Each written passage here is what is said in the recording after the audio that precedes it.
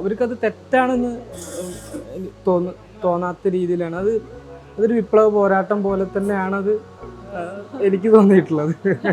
അപ്പം ഞാനിതെന്താണെന്ന് വെച്ചാൽ ഞാനിത് മലയാളത്തിൽ എഴുതണം, മലയാളത്തിൽ എഴുതിയിട്ട് ആ മലയാളം നോക്കി പഠിക്കണം. അപ്പോൾ ചില ഭാഷകളൊക്കെ ചില വാക്കുകളൊക്കെ നമ്മൾ നീട്ടേണ്ടതൊക്കെ ഇടും. അപ്പോൾ അത് മലയാളത്തിൽ തന്നെ നീട്ടി എഴുതിയിട്ട് വേണം എനിക്കത് പഠിക്കാൻ. അങ്ങനെയൊക്കെയുള്ള ടാസ്കുകൾ ഉണ്ടായിരുന്നു. പിന്നെ ചില സമയത്ത് സ്പോട്ടിൽ വരെ ഡയലോഗ് കിട്ടിയിട്ടുണ്ട്. അപ്പൊ ഞാൻ സാറോട് നാഗൻ സാറോട് പറഞ്ഞു, ഞാൻ സാറ് അപ്പൊ സച്ചി സാറിന്റെ മുന്നിൽ തന്നെ നമുക്കത് ഓഡിഷൻ ചെയ്യാൻ വേണ്ടി പറ്റി. മൂപ്പർക്ക് ആ സമയത്ത് ഭയങ്കര ഇഷ്ടമായി എന്നൊക്കെ എന്നോട് ഒരു പ്രൊട്ടക്ഷൻ കൺട്രോൾ പറഞ്ഞു. ശരിയാണെന്ന് അറിയാം. അപ്പോൾ പിന്നെ ഷൂട്ടിന് പോയി. അതും നല്ലൊരു അനുഭവമായിരുന്നു. അതും പൃഥ്വിരാജ് സാറിന്റെ കൂടെ, ബിജു മേനോൻ സാറിന്റെ കൂടെ ആ ഫൈറ്റ് സീന്, അതിന്റെ മുന്നിൽ കുറച്ച് സീനുകളൊക്കെ ഉണ്ട്. അവരെ കൂടെ നിന്നിട്ട് നമുക്ക് ചെയ്യാൻ പറ്റുമല്ലോ, അതൊരു വലിയ ഭാഗ്യം. പ്രത്യേകിച്ച് ഞാൻ ഇവിടെ കൊച്ചിയിലെ താമസം. അപ്പോൾ അതുകൊണ്ട് തന്നെ നമുക്ക് പ്രത്യേകിച്ച് വരുമാനമൊന്നുമില്ല. ഈ ആക്ടിങ് തന്നെയാണ് നമ്മൾ നോക്കുന്നത്. അപ്പോൾ അതിൻ്റെ ഭാഗമായിട്ട് ട്രൈ ചെയ്തുകൊണ്ടിരിക്കേണ്ടായിരുന്നു. ഓഡിഷൻ, പിന്നെ അതുപോലെ അങ്ങനെ സിനിമയുടെ അസിസ്റ്റൻറ്റ് പരിപാടി, പിന്നെ അസിസ്റ്റൻറ്റ് ക്യാമറമാനായിട്ട് പോയിട്ടുണ്ട്, പിന്നെ സ്പോട്ട് എഡിറ്റിങ്ങിൽ അസിസ്റ്റൻ്റായിട്ട് പോയിട്ടുണ്ട്, പോസ്റ്റ് പ്രൊഡക്ഷനിൽ അസിസ്റ്റൻ്റായിട്ട് നിന്നിട്ടുണ്ട്. അപ്പം അങ്ങനെ പിന്നെ മൊത്തത്തിൽ നമ്മുടെ ഒരു പഠനം ഇതാണ്. ഈ വേറെ ഇൻസ്റ്റിറ്റ്യൂട്ട് ഒരു ബാക്ക്ഗ്രൗണ്ട് എനിക്കില്ല. എനിക്ക് രാവിലെ എണീറ്റിട്ട് വെള്ളച്ചോറ് അടിക്കലായിരുന്നു പരിപാടി മെയിനായിട്ട്. അത് ഒറ്റ ഷോട്ടിൽ ഞാൻ വെച്ചു. അത് സംഭവം എന്താണെന്ന് വെച്ച് കഴിഞ്ഞാൽ ഭയങ്കര ബുദ്ധിമുട്ടായിരുന്നു. നമ്മൾ ഈ സാധനം എടുത്ത് മുകളത്തെ ഇത് പൊന്തിച്ച് അടിയിലേക്ക് ഇങ്ങനെ ഇറക്കി വെക്കണം. അത് ഒറിജിനലി അത് കണ്ണിൽ വെച്ചിട്ടാണോ അഭിനയിച്ചത്? അതെ, ലൈക്ക് അത് പ്ലാസ്റ്റിക്കിന്റെ. ഓക്കേ.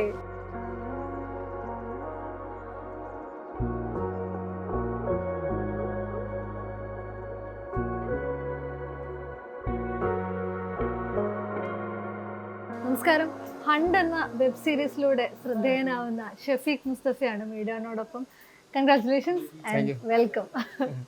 ഇത് ഒരുപാട് റെക്കഗ്നീഷൻസ് കിട്ടിക്കൊണ്ടിരിക്കുകയാണ് ഹണ്ടിന്. അതേപോലെ പെർഫോമൻസിനും കഥാപാത്രത്തിനും അതെ ഒരുപാട് റെക്കഗ്നീഷൻസ് വന്നുകൊണ്ടിരിക്കുന്ന ഒരു സമയമാണ്.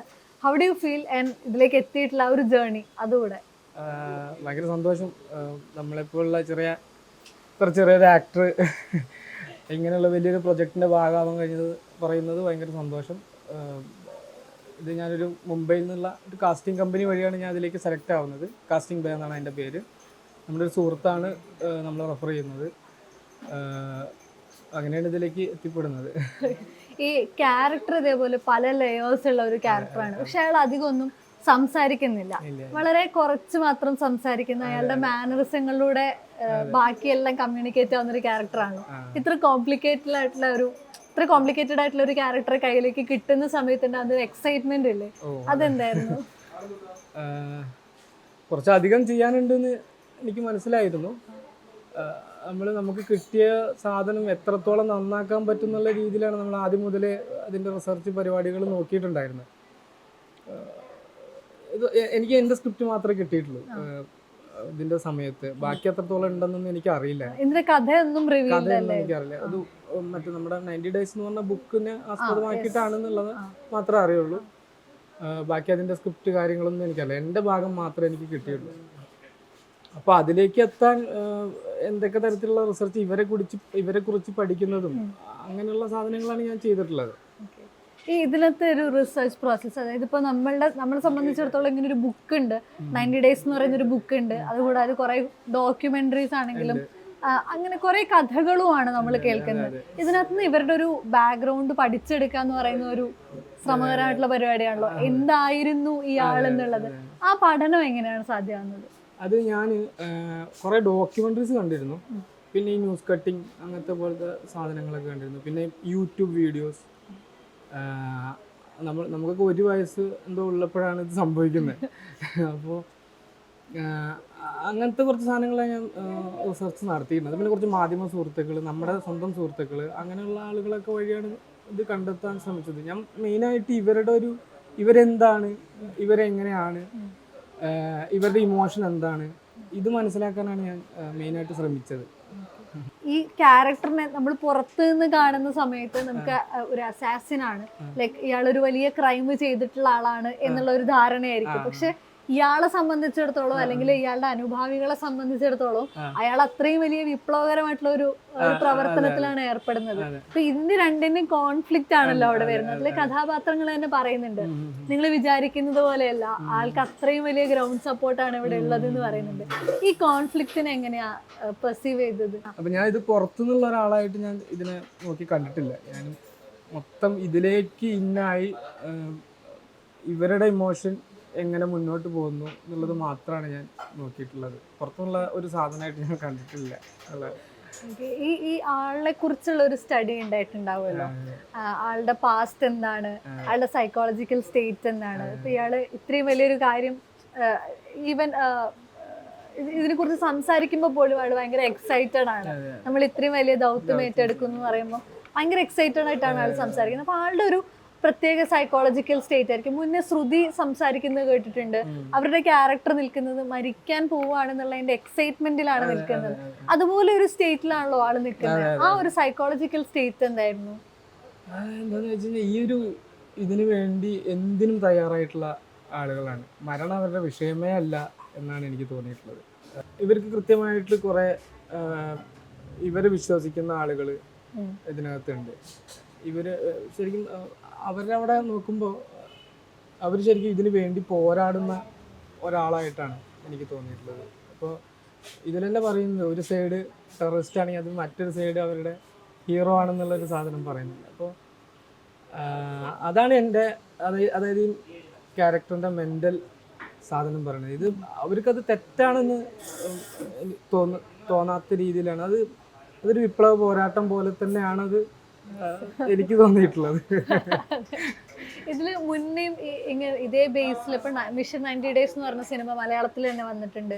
അതൊരു പോയിന്റില് ഫെയിലായി പോയിട്ടുള്ള ഒരു സിനിമയാണ്. അതായത് അത്രത്തോളം പ്രേക്ഷകരുമായിട്ട് സംവദിക്കാതെ പോയിട്ടുള്ള ഒരു സിനിമയാണല്ലോ. പക്ഷെ ഹണ്ട് വരുന്ന സമയത്ത് അതിൽ ടെക്നിക്കലി അത്രയും ഇൻപുട്ട് കൊടുക്കാൻ ശ്രമിച്ചിട്ടുണ്ട്. അങ്ങനെ തോന്നിയിട്ടുണ്ടോ? അത്രയും ഡെഡിക്കേറ്റഡ് ആയിട്ടുള്ള ഒരു വർക്കായിരുന്നു. അതിന്റെ പ്രോസസ്സ് എന്തായിരുന്നു? നമുക്ക് എപ്പോഴും തോന്നിയില്ല, നമ്മൾ ഇതിന്റെ ഒരു ഇൻവെസ്റ്റിഗേഷൻ സാധനം നമ്മൾ ശ്രദ്ധിച്ചിട്ടേ ഇല്ല. ഞാനും ആദ്യം ശ്രദ്ധിച്ചിട്ടില്ല. ഇത് ഇങ്ങനെ സംഭവം നടന്നു എന്ന് മാത്രമേ നമുക്ക് അറിയുള്ളൂ. ഇതിന് ശേഷം വലിയൊരു ഒരു ജേണി, മറ്റേ 90 ദിവസത്തെ ജേണി ഇതിനകത്ത് വന്നു എന്ന് എനിക്കും അറിയില്ലായിരുന്നു സത്യം പറയുകയാണെങ്കിൽ. അങ്ങനെ നമ്മൾ ചെറിയ കുട്ടിയാണ്, പിന്നെ നമ്മൾ വലുതാവുമ്പോൾ നമ്മൾ നോക്കുന്നത് ഈ സംഭവം നടന്നു എന്നുള്ളത് മാത്രമാണ് നോക്കുന്നത്, കൂടുതൽ അങ്ങോട്ട് നോക്കുന്നില്ല. ഇതിന് ശേഷമാണ് നമ്മൾ ഇതൊക്കെ അന്വേഷിക്കുന്നത്. അപ്പൊ നമ്മളെന്താ ചോദിച്ചത്? ഈ ഒരു ജേർണി ലൈക്ക് ഈ പ്രോസസ് ഇല്ല, അതായത് ടെക്നിക്കലി ഇത് എടുത്തു വെച്ചിട്ടുള്ള ഒരു വഴിയില്ലേ, അതിന്റെ ഒരു ടെക്നിക്കൽ സൈഡ് വെബ് സീരീസിന്റെ മൊത്തം അതിന്റെ പുറകിലുണ്ടായിരുന്ന ഒരു യാത്ര, അത് ഭയങ്കര രസമുള്ള യാത്ര തന്നെ ആയിരുന്നു എന്നെ സംബന്ധിച്ചിടത്തോളം. നമ്മൾ ഈ എന്താ പറയാ, ഇത്ര വലിയൊരു ക്രൂ, വലിയൊരു production, upper side applause, Nagesh sir എന്ന് പറഞ്ഞൊരു വൻ ഡയറക്ടർ, അത് നാഷണൽ അവാർഡ് വിന്നറൊക്കെ ആയിട്ടുള്ള ഒരാൾ. അപ്പോൾ ആദ്യം നമുക്ക് പേടിയായിരുന്നു ഇതിനകത്തേക്ക് എങ്ങനെ, അറിയില്ലല്ലോ, നമ്മൾ ഒന്നാമത് കേരളത്തിന് പുറത്ത് പോയിട്ട് വർക്ക് ചെയ്തിട്ടില്ല. അപ്പോൾ ആദ്യമൊക്കെ ഭയങ്കര പേടിയായിരുന്നു. ഇത്രയും വലിയൊരു പ്രൊജക്റ്റ്, വലിയൊരു ക്യാരക്ടർ.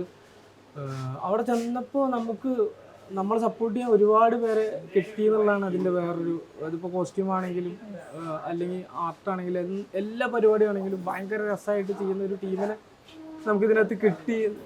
അതിൻ്റെയും കൂടി ഒരു ഇൻപുട്ടാണ് എൻ്റെ ക്യാരക്ടറിലേക്ക് വന്നിട്ടുള്ളതെന്ന് എനിക്ക് തോന്നുന്നു. പിന്നെ ആ ലൊക്കേഷനും,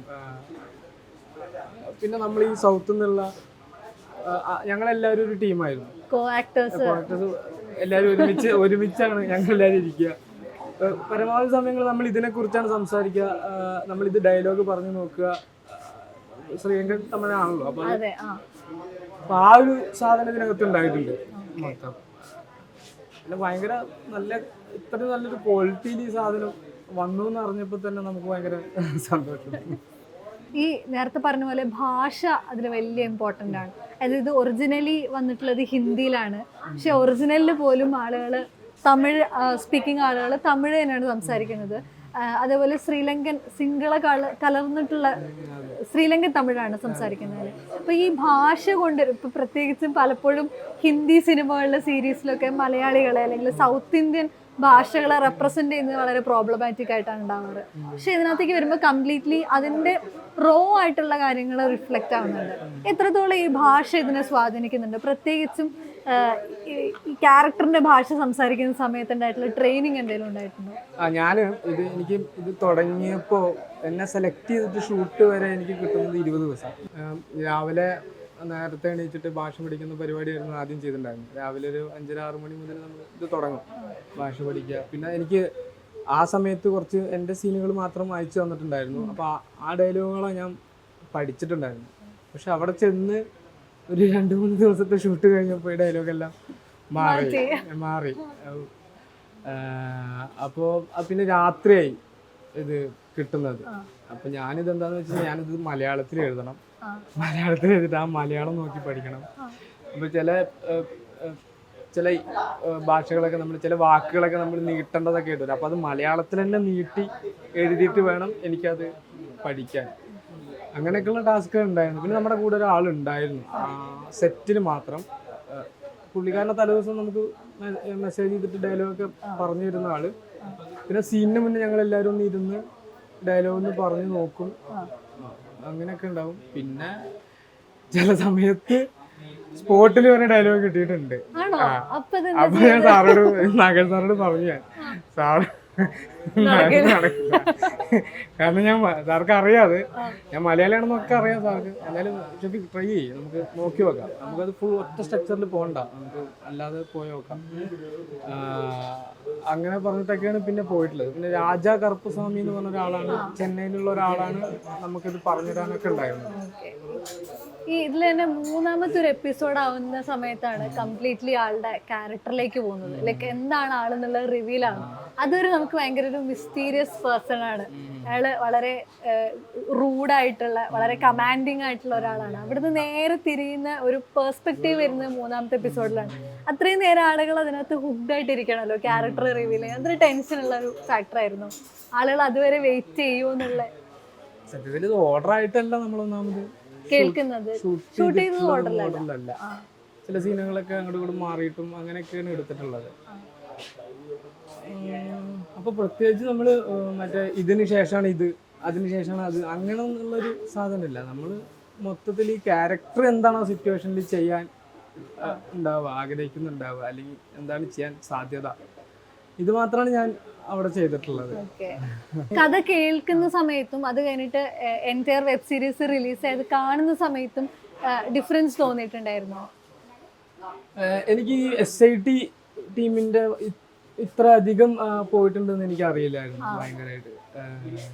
അപ്പോൾ എനിക്ക് ഞാൻ വായിച്ചിട്ടുള്ളത് എൻ്റെ മാത്രമാണല്ലോ. അപ്പോൾ അതുകൊണ്ട് അതാണ് അപ്പോൾ എന്തായാലും വിചാരിക്കണം നമ്മൾ ഇതിനൊക്കെ കൂടുതൽ വന്നിട്ടുള്ളതുകൊണ്ട് നമ്മളത് വിചാരിക്കുമല്ലോ എന്തായാലും. അതിലൊരു പുതുമ ഉണ്ടായിരിക്കും കണ്ട സമയത്ത്. ഈ ആക്ടിങ് എന്ന് പറയുന്നത് മുന്നേ തന്നെ ഉള്ളിൽ ആഗ്രഹം ഉണ്ടായിരുന്ന ഒരാളാണ്. അപ്പം ഇതിലൊരു കാലത്തിന് ശേഷമാണ് സിനിമയിലേക്ക് ഇങ്ങനെ ഒരു വലിയ ബ്രേക്ക് കിട്ടുന്നത്.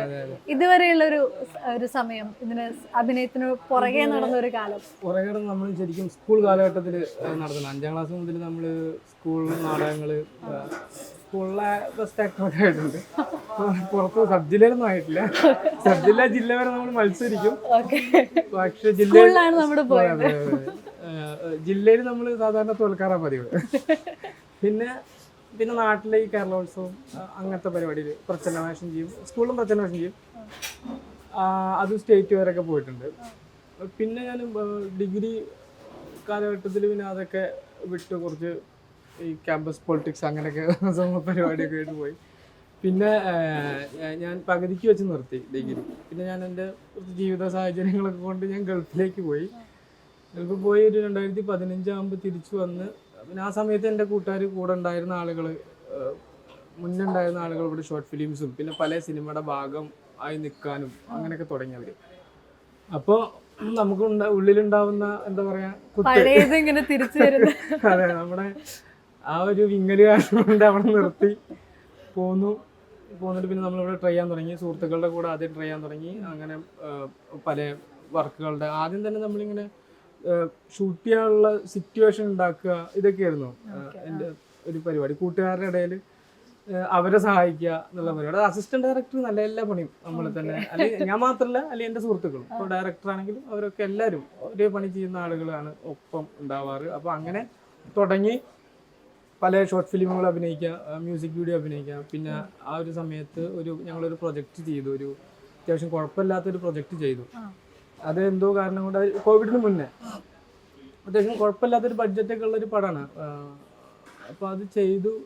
അതെന്തൊക്കെയോ കാരണങ്ങൾ കൊണ്ട് ഇറങ്ങിയില്ല, അത് എന്താണെന്നറിയില്ല.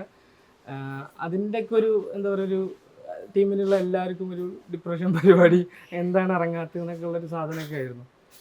പിന്നീട് അതിന് ശേഷമാണ് അയ്യപ്പനും കോശിയും വരുന്നത്. അയ്യപ്പനും കോശിയും വന്ന് അതിൽ ഓഡിഷൻ വഴിയാണ് അതും കിട്ടുന്നത്. സച്ചു സാർ ഓഡിഷൻ ചെയ്യുന്നത്. അതൊരു വലിയൊരു ഫസ്റ്റ് ഓഡിഷൻ തന്നെ. അതെ, അല്ല ഓഡിഷൻ കുറെ പോയിട്ടുണ്ട് അതിനു മുന്നേ. അതിന്റെ ഇടയിൽ വന്നൊരു ഓഡിഷനാണ് അയ്യപ്പനും കോശിയും. അപ്പോൾ സച്ചു സാറിന്റെ മുന്നിൽ തന്നെ നമുക്കത് ഓഡിഷൻ ചെയ്യാൻ വേണ്ടി പറ്റി. മൂപ്പർക്ക് ആ സമയത്ത് ഭയങ്കര ഇഷ്ടമായി എന്നൊക്കെ എന്നോട് ഒരു പ്രൊട്ടക്ഷൻ കൺട്രോൾ പറഞ്ഞു. ശരിയാണെന്ന് അറിയാം. അപ്പോൾ പിന്നെ ഷൂട്ടിന് പോയി. അതും നല്ലൊരു അനുഭവമായിരുന്നു. അതും പൃഥ്വിരാജ് സാറിന്റെ കൂടി ബിജു മേനോൻ സാറിന്റെ കൂടെ ആ ഫൈറ്റ് സീന്, അതിന്റെ മുന്നിൽ കുറച്ച് സീനുകളൊക്കെ ഉണ്ട്. അവരെ കൂടെ നിന്നിട്ട് നമുക്ക് ചെയ്യാൻ പറ്റുമല്ലോ, അതൊരു വലിയ ഭാഗ്യം. അങ്ങനെ അതും കഴിഞ്ഞ് നമ്മൾ പല നാടകങ്ങളുടെ ഭാഗമാവുകയും പല സിനിമകളുടെ പിന്നണിയിൽ നിന്ന് വർക്ക് ചെയ്യും. പ്രത്യേകിച്ച് ഞാൻ ഇവിടെ കൊച്ചിയിലെ താമസം. അപ്പോൾ അതുകൊണ്ട് തന്നെ നമുക്ക് പ്രത്യേകിച്ച് വരുമാനമൊന്നുമില്ല. ഈ ആക്ടിങ് തന്നെയാണ് നമ്മൾ നോക്കുന്നത്. അപ്പോൾ അതിൻ്റെ ഭാഗമായിട്ട് ട്രൈ ചെയ്തുകൊണ്ടിരിക്കേണ്ടായിരുന്നു. ഓഡിഷൻ, പിന്നെ അതുപോലെ ഇങ്ങനെ സിനിമയുടെ അസിസ്റ്റൻറ്റ് പരിപാടി, പിന്നെ അസിസ്റ്റൻറ്റ് ക്യാമറമാനായിട്ട് പോയിട്ടുണ്ട്, പിന്നെ സ്പോട്ട് എഡിറ്റിങ്ങിൽ അസിസ്റ്റൻ്റായിട്ട് പോയിട്ടുണ്ട്, പോസ്റ്റ് പ്രൊഡക്ഷനിൽ അസിസ്റ്റൻ്റായിട്ട് നിന്നിട്ടുണ്ട്. അപ്പം അങ്ങനെ ഒരു, പിന്നെ മൊത്തത്തിൽ നമ്മുടെ ഒരു പഠനം ഇതാണ്. ഈ വേറെ ഇൻസ്റ്റിറ്റ്യൂട്ട് ഒരു ബാക്ക്ഗ്രൗണ്ട് എനിക്കില്ല, സെറ്റുകളിൽ നിന്ന് ഉള്ളൊരു പഠനമാണ്. അല്ലെങ്കിൽ സുഹൃത്തുക്കൾ വഴി ഉണ്ടാവുന്ന ഒരു പഠനം, അല്ലെങ്കിൽ സിനിമ, നമ്മൾ കാണുന്ന സിനിമകൾ വഴി ഉണ്ടാകുന്ന ഒരു പഠനം മാത്രമാണ് ഈ ആക്ടിങ് ഭാഗമായിട്ട് വന്നിട്ടുള്ളത്. അതിന്റെ ഇടയിലാണ് ഇങ്ങനെ ഒരു ഓഡിഷൻ വരുന്നത്, ഒരു ബ്രേക്ക് ത്രൂ വരുന്നത്. അതെ, ഈ ബെസ്റ്റ് ഡയറക്ടേഴ്സിന്റെ കൂടെ വർക്ക് ചെയ്യാനുള്ള ഒരു ഭാഗ്യം കൂടെ അവിടെ ഉണ്ടാവുന്നുണ്ടല്ലോ. ഹണ്ടില് തന്നെ ആ ഒരു എക്സ്പീരിയൻസ് എങ്ങനെയായിരുന്നു? കേട്ടിട്ടുണ്ട് അദ്ദേഹം ഭയങ്കര വളരെ കണ്ണിങ് ആയിട്ടുള്ള ഒരു ഡയറക്ടറാണ്. നമുക്ക് നമ്മൾ ചെയ്യുന്നത് തെറ്റാണെങ്കിൽ, അല്ലെങ്കിൽ നമ്മൾ ചെയ്യുന്നത് ആ ഇമോഷൻ ശരിയല്ലെങ്കിൽ, അതല്ല വരേണ്ടതെങ്കിൽ സാർ വന്നിട്ട് പറയും നമ്മളോട്, ഇതല്ല വേണ്ടത്, മറ്റേ സാധനമാണ് വേണ്ടത് എന്നുള്ള കാര്യമൊക്കെ പറയും. പിന്നെ നമ്മളൊരു സീനിൽ നന്നായി കഴിഞ്ഞാൽ പുള്ളി വന്നിട്ട് ഭയങ്കരമായിട്ട് നമ്മളെ അപ്രീഷിയേറ്റ് ചെയ്യും. അത് ഭയങ്കര, ഒരു ആക്ടറെ സംബന്ധിച്ചിടത്തോളം അത് ഭയങ്കര വലിയ കാര്യമാണ്. പ്രത്യേകിച്ച് ഒരു സീനിനകത്ത് വർക്ക് ചെയ്യുമ്പോൾ നമുക്കത് ഭയങ്കര, നമുക്ക് നല്ല ഗുണം ചെയ്യും. നന്നായി ചെയ്യാൻ വേണ്ടി നമ്മൾ വീണ്ടും വീണ്ടും പരിശ്രമിച്ചുകൊണ്ടേയിരിക്കും. പിന്നെ സാറോട് നമുക്ക് ആദ്യം പോയപ്പോൾ എങ്ങനെ സംസാരിക്കേണ്ടത്, എന്താണ് സംസാരിക്കേണ്ടതെന്ന് നമുക്കറിയില്ല. ഇത് ഇനിയിപ്പോ സംസാരിച്ചാൽ എന്താവും, പേടി സത്യത്തിൽ. പിന്നീട് അത് പോകുമ്പോഴൊക്കെ ഭയങ്കരമായിട്ട് നന്നായിട്ട് വന്നു. സാറായിട്ടുള്ള ഒരു കമ്മ്യൂണിക്കേഷനും എല്ലാം വന്നു. പിന്നെ എനിക്ക് ഹിന്ദി മാത്രമാണ് അറിയുള്ളൂ. സാറ് ഇപ്പൊ 2 ആക്ടർ ഉണ്ടെങ്കിൽ സാറ്, എനിക്ക് ഇംഗ്ലീഷ് അറിയാം, പക്ഷെ എനിക്ക് തിരിച്ച് സംസാരിക്കണമെങ്കിൽ കുറച്ച് ബുദ്ധിമുട്ടുണ്ട്. നമ്മൾ ഇംഗ്ലീഷ് സബ്ടൈറ്റിലൊക്കെ ഇട്ട് സിനിമ കാണുമ്പോഴും അങ്ങനെയുള്ളൊരു ഇത് മാത്രമേ ഉള്ളൂ. തിരിച്ച് നമ്മൾ കൂടുതൽ നമ്മൾക്ക് അങ്ങനെ ഒരു കമ്മ്യൂണിക്കേഷൻ വരാത്ത കാരണം കൊണ്ടായിരിക്കാം അത് ഭയങ്കര കുറവാണ്. അപ്പോൾ അതുകൊണ്ട് 2 ആക്ടേഴ്സ് ഉണ്ടെങ്കിൽ സാറ് എന്നോട് ഹിന്ദിയിൽ പറയും, അവരോട് ഇംഗ്ലീഷ് പറയണം.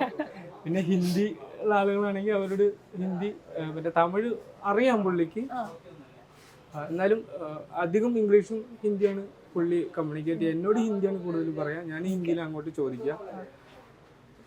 പിന്നെ സാറിൻ്റെ കൂടെ ഒക്കെ വർക്ക് ചെയ്യാൻ പറ്റിയത് തന്നെ എനിക്ക് ഭയങ്കര ഭാഗ്യമായിട്ട് തോന്നുന്നു. അത് തന്നെ ഐക്കോണിക് വെബ് സീരീസ്. അതെ.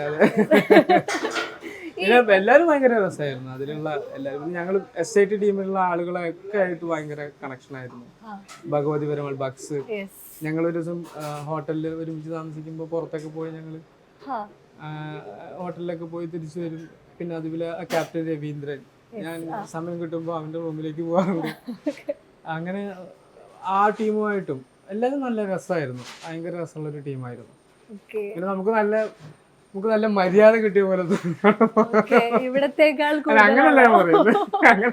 ഇതിന്റെ മൊത്തത്തിൽ ഇതിന്റെ മേക്കിങ്ങിലൊക്കെ പലപ്പോഴും പറയാറുണ്ട്, കേരളത്തിൽ ഉണ്ടാവുന്ന രീതിയല്ല അല്ല നമ്മുടെ മലയാള സിനിമയുടെ വർക്കിംഗ് പ്രോസസ്സോ പരിപാടികളോ അല്ല അവിടെ എനിക്ക് തോന്നിയിട്ടുണ്ട്.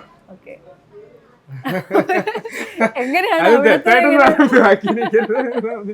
അങ്ങനെ പറഞ്ഞല്ല, ഭയങ്കര രസമായിട്ട് ഫണ്ണായിട്ട് പോയി.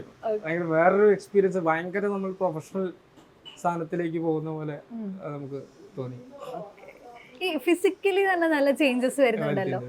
അത് ഈ 20 days ആണ് കിട്ടിയിട്ടുള്ളൂ എന്ന് പറഞ്ഞു. 20 daysനുള്ളിൽ കംപ്ലീറ്റ് പൊളിച്ചു മാറ്റുക എന്ന് പറയുന്ന ഒരു പരിപാടിയില്ലേ, അതെങ്ങനെയായിരുന്നു ഒരു ഫിസിക്കൽ ചേഞ്ച് തന്നെ? ഫിസിക്കൽ ചേഞ്ച് രാവിലെ എണീറ്റിട്ട് വെള്ളച്ചോറ് അടിക്കലായിരുന്നു പരിപാടി മെയിനായിട്ട്. വെയിറ്റ് കൂടുതലല്ലോ അല്ലേ? സാർ എന്നോട് പറഞ്ഞൊരു കുറച്ച് നീ വെയിറ്റ് കൂട്ടണം, കാരണം ആ ഫോട്ടോയിലുള്ള ആൾക്ക് കുറച്ച് തടി തോന്നിക്കും. ഞാൻ ഭയങ്കര മെലിഞ്ഞിട്ടാ ഇപ്പൊ ഉള്ള ഏകദേശം അങ്ങനെ തന്നെ ആയിരുന്നു. അപ്പോൾ കുറച്ച് തടി വെക്കണം. അപ്പോൾ ഞാനും കുറച്ച് സമയം അതിന് വേണ്ടി ചിലവഴിച്ച് ഫുഡിങ് കറക്റ്റ് ആക്കി, കറക്റ്റ് ടൈമിങ് ഫുഡാക്കി. പിന്നെ അതിന്റെ ശരിയായ രീതിയിലുള്ള ഒരു തടി വെക്കലായിരുന്നില്ല ഞാൻ വെച്ചത്. എനിക്ക് 20 ദിവസമല്ലേ ഉള്ളൂ. അപ്പോൾ അത്തരത്തിലുള്ള ഐസ്ക്രീം ഒക്കെ കഴിക്കുക. ഞാൻ അങ്ങനെ ഐസ്ക്രീം കഴിക്കാത്ത ഒരാളും കൂടെ, ഐസ്ക്രീം കഴിക്കുക, അങ്ങനെ ഒരു സാധനമായിരുന്നു ചെയ്തത്. അത് അങ്ങനെ ചെയ്യരുതെന്നാണ് എൻ്റെ ആഗ്രഹം. പക്ഷെ നമുക്ക് കിട്ടിയൊരു ടൈം അത്രേ ഉണ്ടായിരുന്നു. 20 daysനുള്ളിൽ ചെയ്യാൻ പറ്റുന്ന അത്രേ ഉള്ളൂ. അതിൽ ഞാൻ ഈ ലെൻസ് വെക്കുന്നതിന്റെ കാര്യം പറഞ്ഞു. അത് എന്താന്ന് വെച്ചാൽ ഈ ലെൻസ് വെച്ച് കഴിഞ്ഞാൽ എനിക്ക് ഒരു കണ്ണുകൊണ്ട് കാണൂല. ലെൻസ് വെച്ച് കഴിഞ്ഞാൽ അത് കാണില്ല. അപ്പൊ ഒറ്റക്കണ്ണം തന്നെ ആയിട്ടാണ് ഞാൻ ആക്ട് ചെയ്യുന്നതും, ഒറ്റക്കണ്ണായിട്ട് തന്നെയാണ്. അതിലൊരു സീൻ ഉണ്ടല്ലോ, മറ്റേ കണ്ണട എടുത്ത് വെക്കുന്ന ഒരു സീൻ ഉണ്ടല്ലോ, പ്ലാസ്റ്റിക് ആയി. അത് ഒറ്റ ഷോട്ടിൽ ഞാൻ വെച്ചു. അത് സംഭവം എന്താണെന്ന് വെച്ച് കഴിഞ്ഞാൽ ഭയങ്കര ബുദ്ധിമുട്ടായിരുന്നു. നമ്മൾ ഈ സാധനം എടുത്ത് മുകളത്തെ ഇത് പൊന്തിച്ച് അടിയിലേക്ക് ഇങ്ങനെ ഇറക്കി വെക്കണം. അത് ഒറിജിനലി അത് കണ്ണിൽ വെച്ചിട്ടാണോ അഭിനയിച്ചത്? അതെ, അത് പ്ലാസ്റ്റിക്കിന്റെ ആണ്. അത് ആദ്യം നമ്മള് ഫസ്റ്റ് കാണിക്കുമ്പോൾ നമുക്ക് ലെൻസ് ഉണ്ട്. പിന്നെ ഇയാള് പുറത്തിറങ്ങുമ്പോ പ്ലാസ്റ്റിക് ഈ അരി വെച്ചിട്ടാണ് അയാള് പുറത്തേക്ക് ഇറങ്ങുക. അപ്പൊ ആ ഒരു സീനിലുണ്ട് ഫസ്റ്റ് എപ്പിസോഡിൽ ഇങ്ങനെ വെക്കുന്ന. ഫസ്റ്റ് ഇതിൽ ലെൻസ് ഉണ്ട്. ആ ലെൻസിന് പുറത്ത് വേണം ഈ പ്ലാസ്റ്റിക് ആയി വെക്കാൻ. അത് ഞാൻ തന്നെത്താൻ ചെയ്യണം. അപ്പോ അതെന്തോ ഭാഗ്യം ഫസ്റ്റ് ഇതിൽ തന്നെ സെറ്റായി. അപ്പൊ ഇത് ഞാൻ പറഞ്ഞെന്താ വെച്ചാൽ ഈ ലെൻസ് കുറെ നേരം വെക്കുമ്പോഴേ നമുക്ക് കണ്ണിന്ന് വെള്ളം വരും, അങ്ങനെയൊക്കെയുള്ള പരിപാടികൾ ഉണ്ടാവും. കുറച്ച് ഇറിറ്റേഷനൊക്കെ ആവും കുറെ കഴിഞ്ഞാൽ. അത് 1-2 സീൻ നിൽക്കുകയാണെങ്കിൽ കുഴപ്പമില്ല. പക്ഷെ കണ്ടിന്യൂസ് നമുക്ക് പോകുന്ന സീനുകളാണെങ്കിൽ അങ്ങനെ ഒക്കെ ഉണ്ടാവാറുണ്ട്. അത് കണ്ടപ്പോ ഞാൻ വിചാരിച്ചു ലൈക്ക് ആളത് കണ്ണിൽ വെക്കാനുള്ള സാധനം എടുക്കുന്നു, തുണി വെച്ച് തുടയ്ക്കുന്നു, നേരെ പ്ലേസ് ചെയ്യുന്നതാണല്ലോ. റിസ്ക് അല്ലേ എന്നുള്ള തോട്ട് ഉണ്ടായിരുന്നു.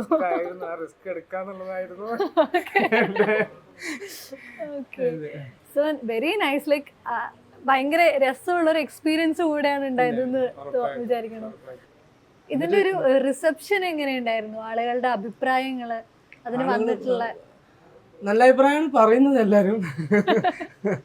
മെസ്സേജ് അയക്കുന്നു ചിലര്. കൂടുതലും നോർത്ത് നിന്നുള്ള ആളുകളാണ്. നമുക്ക് ഇവിടത്തേക്കാൾ കൂടുതൽ ആളുകൾ കാണുന്നത് അവിടെയാണെന്ന് തോന്നുന്നു. ഹിന്ദി ഒറിജിനൽ ആയതിന്റെ. അതെ അതെ അതെ.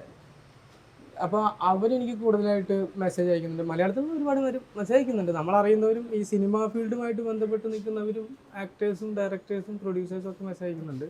ചിലര് വിളിക്കുന്നുണ്ട്. അതൊരു സന്തോഷം. ഈ ഒരു സിനിഫൈൽ ആയിട്ടുള്ള ആളാണോ? സിനിമകൾ കണ്ടിന്യൂസ് ആയിട്ട് കാണുന്ന സ്വഭാവമുള്ള ആളാണോ? എങ്ങനെയുള്ള സിനിമകളാണ് കാണാറ് ഇഷ്ടം? എല്ലാ തരത്തിലുള്ള സിനിമയും ഞാൻ കാണും. എനിക്ക് അങ്ങനെ ഇന്ന സിനിമ കാണണമെന്നില്ല, എല്ലാ തരത്തിലുള്ള സിനിമയും കാണണമെന്നുണ്ട്.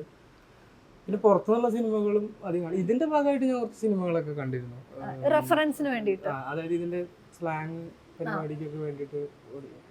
അത് ദീപൻ എന്നൊക്കെ ഉള്ള പടം കണ്ടിരുന്നു. ദീപൻ നമ്മുടെ IFFK കാണിച്ചിരുന്ന പടം. പിന്നെ തമിഴ് പടങ്ങൾ കുറച്ച് കണ്ടിരുന്നു. ഈ ശ്രീലങ്കൻ തമിഴ് സംസാരിക്കുന്ന കുറച്ച് പടങ്ങളുണ്ട്, അതൊക്കെ കണ്ടിരുന്നു. അല്ലാത്ത പടങ്ങളൊക്കെ കാണും.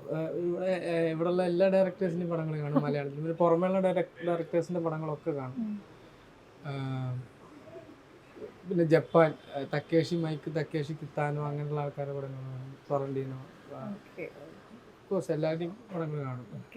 സിനിമയിൽ ജീവിക്കാനാണ് ഇഷ്ടമല്ലേ? സിനിമയുടെ ഭാഗമായി നിൽക്കാന്നുള്ള തന്നെയായിരുന്നു പരിപാടി.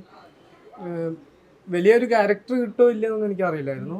പക്ഷെ സിനിമ എന്തെങ്കിലും ആരെങ്കിലും വഴി സിനിമ സംഭവിക്കുന്നു, എൻ്റെ ജീവിതത്തിൽ സിനിമ സംഭവിക്കുന്നൊക്കെ എനിക്കറിയാം. അങ്ങനെയൊക്കെ തോന്നലുണ്ടായിരുന്നു. ഓവർ കോൺഫിഡൻസ് അല്ല, അങ്ങനെ നമ്മുടെ സുഹൃത്ത് ബന്ധങ്ങളും ഒക്കെ ആയിട്ട് അങ്ങനെ നിൽക്കുമ്പോൾ അങ്ങനെ തോന്നിയിട്ടുണ്ടായിരുന്നു ഇതിന്റെ ഭാഗമാവും. പക്ഷെ ആക്ടിങ് തന്നെയായിരുന്നു അപ്പോഴും നമ്മുടെ മനസ്സിൽ. ഇപ്പൊ അസിസ്റ്റന്റ് പരിപാടി ചെയ്യുമ്പോഴും നമ്മുടെ മനസ്സിൽ ആക്ടിങ് തന്നെയാണ്. അപ്പൊ അങ്ങനെ അപ്പൊ ഇതുപോലുള്ള ഒരുപാട് എക്സ്പീരിയൻസ് ഉണ്ടാവട്ടെ, ഇതുപോലെ നല്ല കഥാപാത്രങ്ങളായിട്ട് നമുക്ക് സംസാരിക്കാൻ പറ്റട്ടെ. Thank you so much. ഒരുപാട് നന്ദി മീഡിയ. ഒരുപാട് നന്ദി. Thank U.